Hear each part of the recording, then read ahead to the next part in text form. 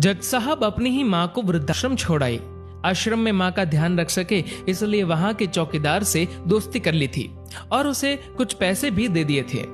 चौकीदार के पूछने पर जज साहब ने चौकीदार को अपने दिल की बात आंखों में आंसुओं के साथ बता दी कि घर में पत्नी है जो माँ के साथ बदतमीजी से पेश आती है और पत्नी के कहने पर दोनों बच्चों ने माँ से बात करनी ही बंद कर दी। माँ को अकेलापन लगने लगा और इन सब वजहों से दिन भर रोती रहती थी, इसीलिए उसे आश्रम छोड़ने के लिए आ गए।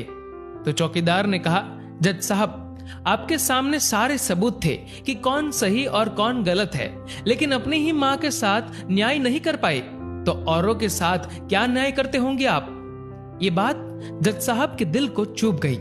चौकीदार की इतनी सी बात का इतना असर हुआ कि 2 रात नींद नहीं आई, 2 दिन से खाना नहीं खाया और कोर्ट भी नहीं गए। ऐसा लग रहा था जैसे एक चौकीदार ने जज साहब की दुनिया हिला दी हो।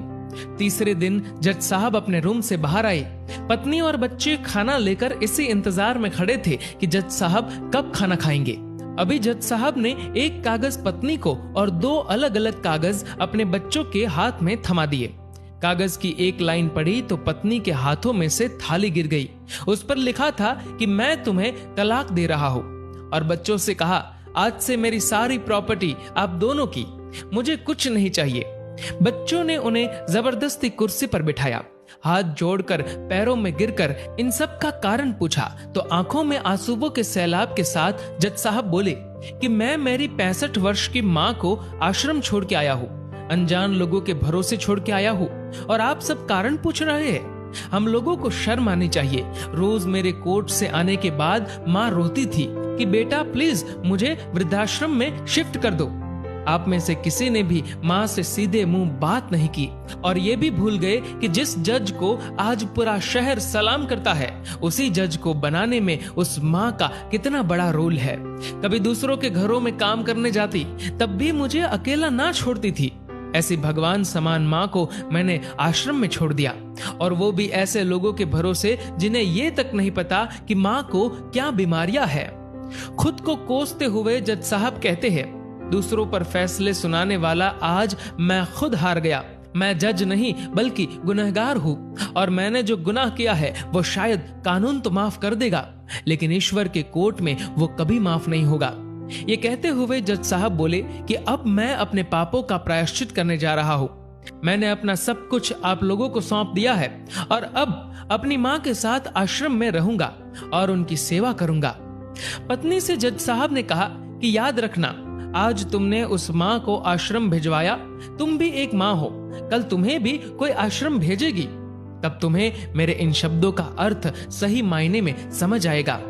ये बोलकर जज साहब आश्रम के लिए चल दिए। आधी रात को चौकीदार भी जज साहब को देखकर चौंक गया। आश्रम के अंदर दाखिल हुए तो देखा माँ सो रही थी। करीब जाकर देखा तो पूरे परिवार की तस्वीर से लिपटकर रोते हुए माँ सो गई थी। आश्रम का प्रशासन भी जाग गया, क्योंकि पीछे पीछे पत्नी और बच्चे भी आ गए थे। उन्हें यह एहसास हो गया था कि उन्होंने क्या पाप किया है। तभी आश्रम की एक कर्मचारी बोली, हम इन्हें आपको नहीं सौंप सकते, क्या पता कल आप इन्हें मार दो तो।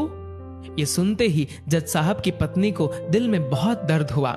वो बोल उठी कि मैडम जी, शायद हमारे हाथों बहुत बड़ा पाप हुआ है, मानते हैं, लेकिन अब हम इन्हें मारने नहीं, इन्हें एक नया जीवन देने आए हैं। आश्रम के सभी बुजुर्गों की आंखों में आंसू थे, सब के सब रो पड़े। खुशी के आंसुओं के साथ माँ को घर ले आए। लेकिन वही आश्रम में अनेक आंखें ऐसी थी जो किसी ना किसी का इंतजार कर रही थी। माँ, तेरा कर्ज मुझसे अदा क्या होगा, तू अगर नाराज है तो खुश मुझसे खुदा क्या होगा।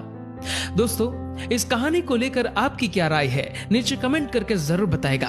और दोस्तों, अगर आपको ये वीडियो पसंद आए तो इस वीडियो को लाइक करेगा और ज्यादा से ज्यादा लोगों तक शेयर करेगा। और ऐसे ही और भी इंस्पिरेशनल वीडियोस के लिए सब्सक्राइब करें हमारे यूट्यूब चैनल को और फेसबुक पर फॉलो करें हमारे पेज को।